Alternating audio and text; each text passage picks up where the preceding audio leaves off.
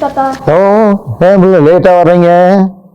ஸ்கூல்ல இருந்து வரதுக்கே ரொம்ப லேட் ஆயிடுச்சு தாத்தா. பிஷப் தாத்தா, எனக்கு ஒரு டவுட்டு. நேத்து சண்டே மாஸ்ல உபதேசியார் ஏதோ தவக்காலத்தின் முதல் ஞாயிறுன்னு சொன்னாரு. அப்ப தவக்காலம்னா என்ன தாத்தா? தவக்காலம்னா என்ன? நம்ம கத்தோலிக்க திருவழிபாட்டுல 5 வகையான காலங்கள் இருக்கு. உங்களுக்கு தெரியுமா? திருவருகை காலம். திருவருகை காலம் அது எப்போ வரும்? கிறிஸ்துமஸ்க்கு முன்னாடி வரும். கிறிஸ்துமஸுக்கு முன்னாடி வரும். Very good. அப்புறம் வேற என்ன உனக்கு தெரியும்? கிறிஸ்து பிறப்பு காலம். ஆண்டவர் இயேசு பிறப்பு கொண்டாடுற கிறிஸ்து பிறப்பு காலம்.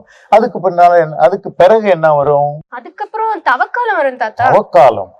அந்த தவக்காலம் தான் இப்ப நம்ம தொடங்குறோம். சரி, மீதி என்ன ஒரு காலம் இருக்கு, அது சொல்லுங்க. பாஸ்கா காலம், ஏதாவது உயிர்ப்புக்கு பின்னால. இறுதியா ஒரு சில வாரங்கள் வந்து ஆண்டின் பொதுக்காலம் அப்படின்னு சொல்லுவாங்க. இப்போ இந்த விபூதி புதனோட நம்ம தொடங்கி இருக்கிற காலத்துக்கு பெயர் தான் தவக்காலம். இந்த தவக்காலம் நாம நிறைய காரியங்களை செய்ய வேண்டியிருக்கு. முக்கியமாக அதிகமா ஜெபிக்கணும், அதிகமா நம்ம நோன்பு இருக்கணும், மற்றவங்களுக்கு நிறைய உதவி செய்யணும். முயற்சி செய்யலாமா? செய்வோம் தாத்தா.